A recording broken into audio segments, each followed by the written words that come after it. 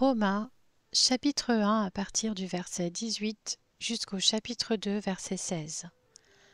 La colère de Dieu se révèle du ciel contre toute impiété et toute injustice des hommes qui, par leur injustice, tiennent la vérité prisonnière, car ce qu'on peut connaître de Dieu est évident pour eux, puisque Dieu le leur a fait connaître. En effet, les perfections invisibles de Dieu, sa puissance éternelle et sa divinité se voient depuis la création du monde. Elles se comprennent par ce qu'il a fait. Ils sont donc inexcusables, puisque tout en connaissant Dieu, ils ne lui ont pas donné la gloire qu'il méritait en tant que Dieu, et ne lui ont pas montré de reconnaissance. Au contraire, ils se sont égarés dans leur raisonnement et leur cœur sans intelligence a été plongé dans les ténèbres. Ils se vantent d'être sages, mais ils sont devenus fous, et ils ont remplacé la gloire du Dieu incorruptible par des images qui représentent l'homme corruptible, des oiseaux, des quadrupèdes et des reptiles. C'est pourquoi Dieu les a livrés à l'impureté par les désirs de leur cœur, de sorte qu'ils déshonorent eux-mêmes leur propre corps, eux qui ont remplacé la vérité de Dieu par le mensonge et qui ont adoré et servi la créature au lieu du Créateur qui est béni éternellement. Amen.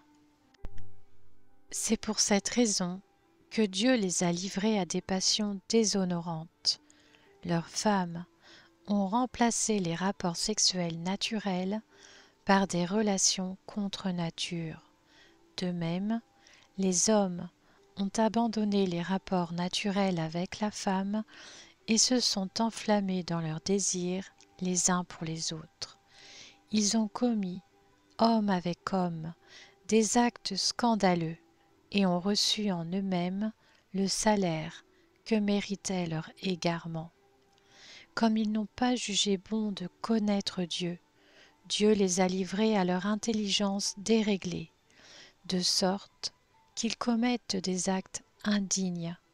Ils sont remplis de toutes sortes d'injustices, d'immoralité sexuelle, de méchanceté, de soif de posséder et de mal.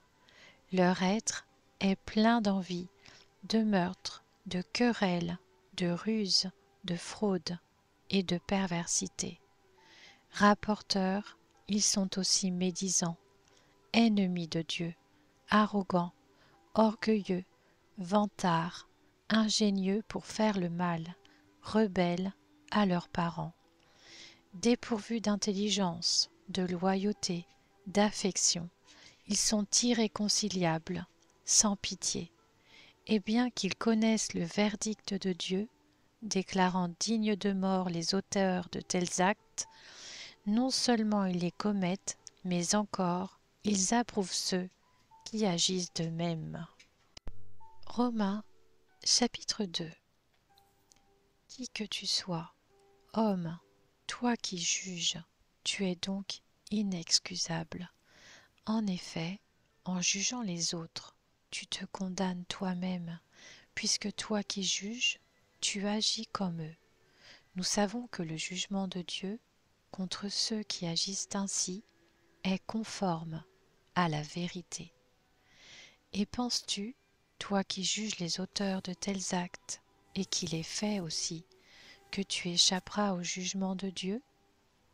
Ou méprises-tu les richesses de sa bonté, de sa patience et de sa générosité, en ne reconnaissant pas que la bonté de Dieu te pousse à changer d'attitude? Par ton endurcissement et ton refus de te repentir, tu t'amasses un trésor de colère pour le jour où Dieu révélera sa colère et son juste jugement. Il traitera chacun conformément à ses actes, à ceux qui par leur persévérance à faire le bien recherchent l'honneur, la gloire et l'incorruptibilité, il donnera la vie éternelle. Mais il réserve son indignation et sa colère à ceux qui, par esprit de révolte, rejettent la vérité et obéissent à l'injustice. La détresse et l'angoisse atteindront tout être humain qui fait le mal, le juif d'abord, mais aussi le non-juif. La gloire, l'honneur et la paix seront pour tout homme qui fait le bien, le juif d'abord, mais aussi le non-juif, car devant Dieu, il n'y a pas de favoritisme. Tous ceux qui ont péché sans la loi périront aussi sans la loi, et tous ceux qui ont péché sous la loi seront jugés au moyen de la loi. En effet, ce ne sont pas ceux qui écoutent la loi qui sont justes devant Dieu, mais ce sont ceux qui la mettent en pratique qui seront déclarés justes. Quand des non-juifs, qui n'ont pas la loi, font naturellement ce que prescrit la loi, ils se tiennent lieu de loi à eux-mêmes, bien qu'ils n'aient pas la loi. Ils montrent que l'œuvre de la loi est écrite dans leur cœur, car leur conscience en rend témoignage et leurs pensées les accusent ou les défendent, tour à tour. C'est ce qui paraîtra le jour où, conformément à l'évangile que je prêche, Dieu jugera par Jésus-Christ le comportement secret des hommes.